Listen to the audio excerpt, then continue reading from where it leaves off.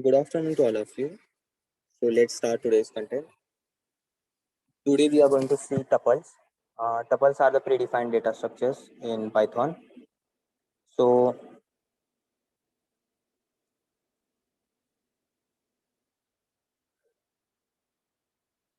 I think we had seen this operators and that all. Okay. So now let's come up with new screen in VS Code and let's start today's content. So what do you mean by tuple? Tuple is just like array. I think you all had done programming in C or CPP. If you had not done that, let me explain you what is array. We are having variables, so that yesterday as we had seen this, we can store variables, numbers in variable. We can store anything in variable, right? Yeah, if it is right, please type in chatbot fast. We can store anything in number. It might be integer, it might be float, or it might be something else. Yeah, okay. So these are the variables. Now the drawback of this variable is we can store only one thing, that is 12. If suppose I want to store 12, 13, 14, 15 in same variable a, let us check what it will show us. Okay, so I'll print a. So let's check what it is showing us. Yeah, as suggested, Python based compiler will choose.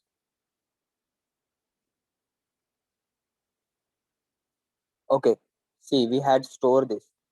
Yeah, now if you want to see the index of these numbers, let's print index. Okay, so you can see here these variable are assigned and index is also shown to this. So what is meant by tuple here?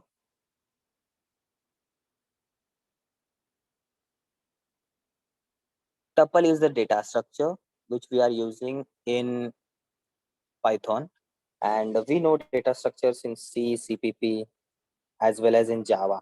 There are multiple data structures we are having. So tuple is the data structure we are having here, and we are having many more data structures. Like I'll explain briefly tuple, list, dictionary, and set. And there are again there are trees, graphs, linked list, everything. Okay, so we are not going to see that. We'll see tuple, link, tuple, list, dictionary. Okay, so now let me show you what is tuple. This is a data structure. Data structure is nothing but in which fashion we are storing the data. So it is 12, 13, 14. We are storing this in row. Yeah, this is 12, 13, and 14. We are storing this entire thing in column, and we are storing this entire thing in row. This is called as a relational. Uh, if I think if you know this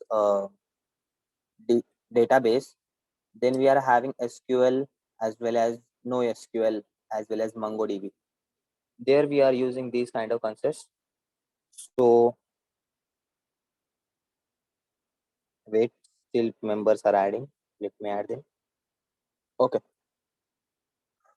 this is stored in form of row and this is stored in the form of column, right?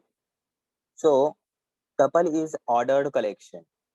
Yeah, this is ordered collection, and let me write here. What is tuple? Tuple is ordered collection, and tuple is annotated by showing curly braces. No, this is not curly braces. This is some simple opening and closing brace, right? So tuples can be stored in different type of element can be chosen. If suppose I'm storing 2, 3, 4, 5, something like this, and I'm storing integer also here. Okay, so this is string.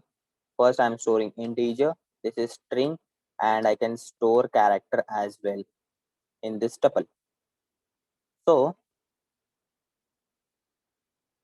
okay, this is the tuple data structure. So let me demonstrate how tuple looks like. So tup1, I'm giving name it as tup1, and it is annotated in open and close braces. So I can write here one. We can store ordered collection of anything here. So let me write here Python. Okay. Now let me write here Boolean functions, true. I think you might be familiar with Boolean functions. Yeah, which is giving just two values, true or false, one or zero. Yeah. So we had defined this tuple. Tuple is what is meant by tuple? Tuple is the ordered collection, and tuple is a data structure in Python, and it is stored in this open and close braces. And we can store different types of element, and tuple is one last property of tuple is unmutable. Yeah, in competitive exams you are having this question, what is tuples are mutable or not? Okay, so what is mutable? Mutable means we can change that, and unmutable means we cannot change this. Okay, if once the tuple is defined, we cannot change it. So let's print. Okay, tup1, I'll print it. See, it is showing me what we are writing here. Yeah, what is stored in tup1, it is showing as output here. Okay, so now if I want to change this thing, uh, let us check it is changing or not. tup1, and at the place of index 0. Okay, so what is meant by this index is 0? Let me show here. Okay, 0 comma 1 comma 2 comma 3. Okay, so at the 0th index position we are storing this 1. At first index position we are storing this Python. At second index position we are storing this Boolean function true. At third index position we are storing this 2.3 floating value. So now let us check we can change this thing or not. So see here, it is giving us error, expected parameters, name planes. So let us try here by giving ABC. Okay, see we cannot change tuple, right? But I'll show you this thing, entire thing here.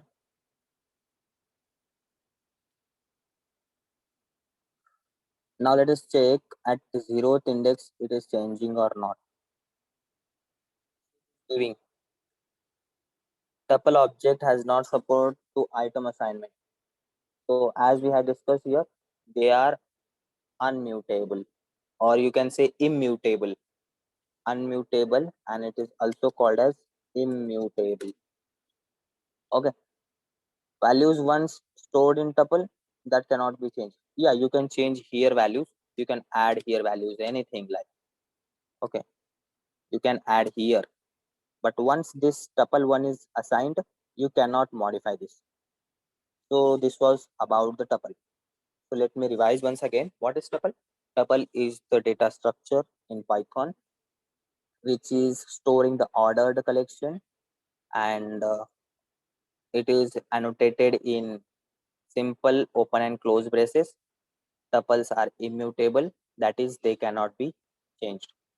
Okay, let us mark this as document, and we'll print tuple 1. Okay, yeah, can you see that these values are updated? Now let us do once demo again here. Now see, it's again giving us error.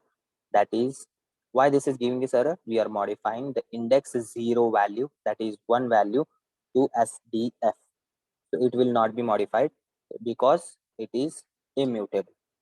I think this much knowledge about tuple is sufficient for all of you. So if you are having doubt regarding tuple, you can ping me in chat box. So now let us check another data structure, that is which we are having list. Okay. Before going to list, let us have some fun with tuple. Okay. Now if suppose I am having here tup2, I'm defining name as tup2 and we are storing something here 2 comma 3 comma 4 comma 5. And let us check here some string okay, and I'm printing tup2, that is tuple2. Okay, so as you can see here, repeated values are shown as it is. This tuple will not modify anything. Okay, repeated as you are storing, that will show in same fashion. So now if we want to add these two things, tuple1 and tuple2, simply write here tup1 plus tup2. This list will be appended. See, all the entire variables from tuple1, 1 Python true, 2.334, 3534, and here 2433 SFGDF. Yeah, so you can see that we are having entire things here. Now, if this function is called as concatenating or appending, you can say concatenating or appending. Yeah, concatenating means adding after entire list, and appending is also same. So now let's check. If say I'm having tup3 as my variable and I'm defining it here, so then say I'll print tup3. Let us check what it is showing. Okay, now if I want to find something like this, minimum from all these values, so just write here minimum function. Function is always shown in this open and curly braces, where we have to see minimum within the top 3 values. Yeah, so let us check. Yeah, 10 is minimum here. Now let us check maximum over here in this tuple3. So I will write max and I'll run the code. See, maximum value is 50. Okay, similarly you can add anything there. If suppose I want to copyright these all functions one more time in same list, so just write here tup3 into 2. This will multiply entire things into 2, means 10, 20, 25, 30, 40, 45, 50. Again it will print 10, 20, 25, 30, 45 and 50. Let us check here. Yeah, okay, this function is only multiplying the tuple3. Yeah, because we are multiplying here tuple3, not all the values. This will not make this 20, 40, 50, 60. No, this will multiply to tup3, means it will show us this two list 10, 20, 25, 30, 40, 45, 50, and one more time 10, 20, 25, 30, 40, 45, and 50. So let us check we are having indexing in tuple or not. Index is 0, value at tuple index is 0. Yeah, we are having indexing here. See, and indexing is found out to be in the square braces. Okay, and okay, yeah. Now I'm showing this index is 0 value, means this value 10, right? So now I don't know the index number, but I know entire number. So let's write here only. I know only number, and I want to find index. Here we are knowing index, we are finding number. Now I know number. I want to find index of that number. So let us check here. Tuple dot index function. We are having dot index function of which variable 20. Let us check for 20. So it is showing at position 1, 0, 1. Yeah, 0 and 1. We are having 20 here. It is showing correct index. Indexing always starts from 0. You should keep this in mind. So I think that is sufficient about tuples. Now let's move forward towards list. Yeah, we had played with tuple lot more. So list is another data structure in Python, and it is also same ordered collection, and list is enclosed in the square braces. Okay. Now list is mutable. Third property, mutable. Yeah, I think you might be knowing what is mutable now. Yeah, we can change the values. So let's define one list L1 as 1, 2, 3, 4, 4.4. Let it be. And let's print L1. So we can see here. Now let's update L1.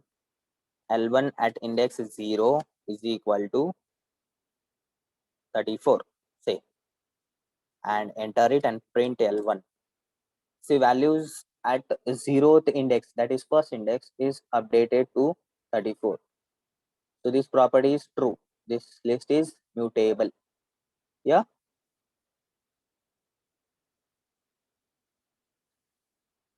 Now let us check the type of this L1, type of L1. See, it is of list type, list data type. Let us check here also in this above code. Let us check for type of tup3. Okay, so it is of type tuple. See here, it is showing, right? It is of type tuple, and this list is of type list. Yeah. Now let us say that we want to check some variables are present in that list or not. Yeah.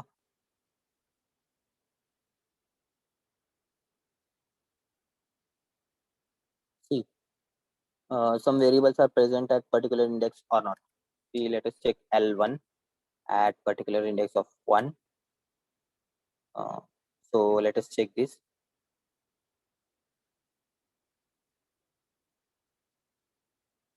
L at index 1 is 0 and 1. It is value having 2. So it is present here. Now say if I'm printing values beyond this. So let us check 0, 1, 2, 3. Say I'm printing 5 values. L1 ka fifth variable. So we are getting an error here. Why? Because we are not having any fifth value. So I think you are clear with this. Now if suppose I want to check length of this, how many values are stored, just use len function, length of L1, and it will show 1, 2, 3, 4, because we are storing here 34, 2, 3, 4.4. So it should show us 4. Let us say, yeah, it is giving correct out 4. So if suppose I want to print this reverse, this list I want to print it in reverse fashion, L1 dot reverse function. Wait, we had missed something. REVER. See, we are getting here recommendation. Use that. L1 dot reverse. This will print 4.43 to 34. Okay, let us check L1. See here, it list one L1 is reversed here. So you can see difference. Yeah. Now let us say if we want to add two lists. So let me have one more list here. L1 is L2 is equal to 3, some sort of values here. Let us take one Boolean function, comma, let us take one string here, something random string. You can take L, and let us check L2 is printed or not. Yeah. Now we have to append, or we have to add L1 and L2's variables. So simply just add L1 and L2 and print enter. See, values are appended here. So what are the values? What are the values? 4.4, 3, 2, 34. Yeah. Then 2.4, 3.3, true, and this string. Yeah. Now let us say that I want to append L2 with L1. L2 variables should be at first. Yeah, we can see here. L2's variable 2.4, 3.3 true, and this string appended with L1's variable 4, 3, 2, 34. Yeah. Is it not exciting? Such a huge functions we are doing just in fraction of seconds. This is the beauty of Python. Now, if suppose say where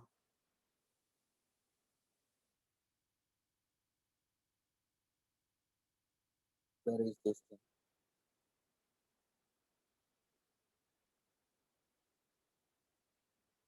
Okay, here we are not having any repeated values.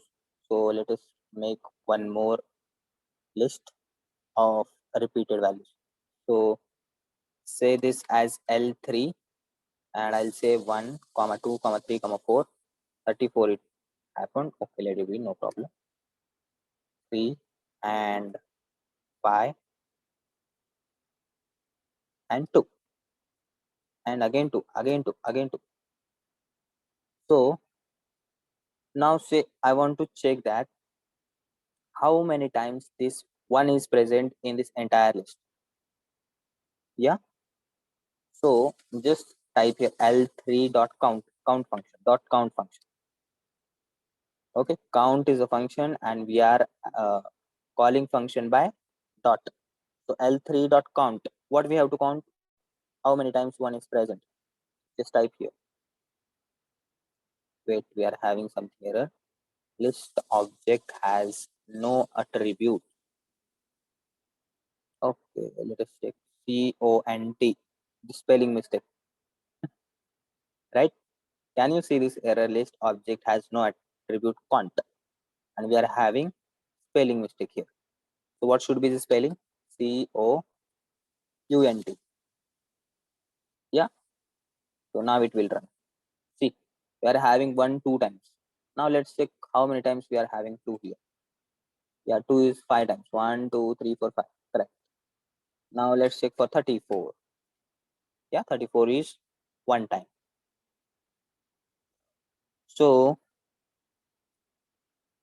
now let us check. I want to sort this link with say ascending order or descending order. Let us use sort function L3 dot sort. Okay. See here, color is changing. If you are having spelling mistakes, then this color will not be changed. It will show in white colors. Okay. So we are sorting L3 and we'll print L3. Okay.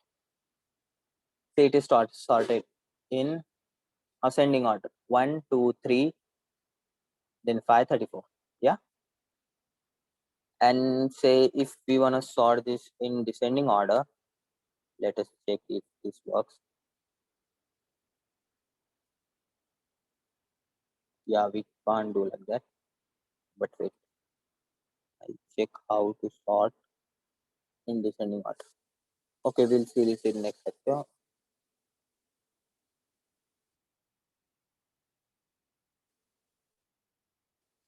I think you all are clear with content which I am sharing with you. So yeah, for sorting the list in reverse order, we are having this reverse function as I had mentioned earlier. Yeah. Okay. So I think you are, if we use here reverse, then it will be sorted in descending order. See, yeah, it's sorted in descending order. Okay, now this meeting will end in 7 minutes, and I have covered today's content. So we are getting approximate 40 minutes. So if you are having doubt in today's content, you can raise your hands, and those who are not having doubts can leave the meet.